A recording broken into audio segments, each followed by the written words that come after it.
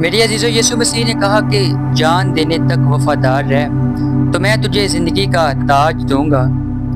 آج ہم ایک ایسے واقعے پر بات کر رہے ہیں جس نے امریکہ ہی نہیں بلکہ پوری دنیا کے مسیحیوں کو ہلا کر رکھ دیا ہے۔ چارلی کرک ٹرننگ پوائنٹ USA کے بانی، بہادر سیاسی رہنما اور سب سے بڑھ کر ایک زندہ خدا کو ماننے والے مسیحی تھے، جن کو 10 ستمبر 2025 کو یوٹا ویلی یونیورسٹی میں ایک عوامی تقریب کے دوران گولی مار کر قتل کر دیا گیا۔ یہ صرف ایک سیاسی لیڈر کی موت نہیں، یہ اس شخص کی موت ہے جو کھلے عام یسوع مسیح پر اپنے ایمان کا اعلان کرتا تھا۔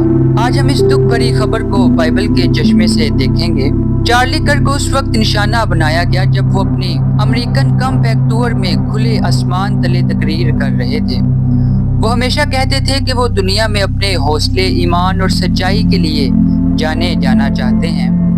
اپنی موت سے چند لمحے قبل انہوں نے دوسرا کرنتھیوں 5واں باب اور اس کی 15ویں آیت کو پڑھا، اور وہ اس لیے سب کے واسطے موا کہ جو جیتے ہیں وہ آگے کو اپنے لیے نہ جیے بلکہ اس کے لیے جو ان کے واسطے موا اور پھر جی اٹھا۔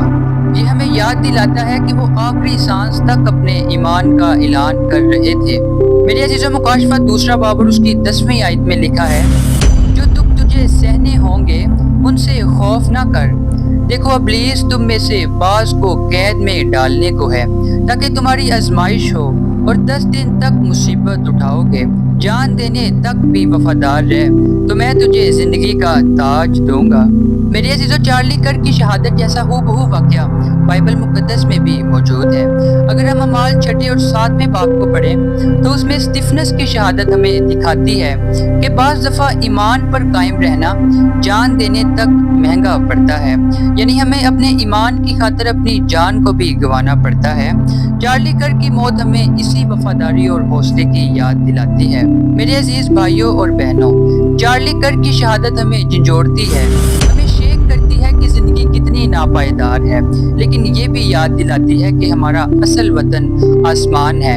آج ہم سب کو چیلنج دیا جا رہا ہے کہ ہم اپنی زندگیوں کو ایسے گزاریں کہ لوگ کہیں یہ شخص یسوع کا پیروکار تھا۔ آئیے دعا کریں، ایمان میں مضبوط ہوں اور دنیا کو دکھائیں کہ ہماری امید یسوع مسیح میں زندہ ہے۔ خداوند آپ سب کو برکت دے۔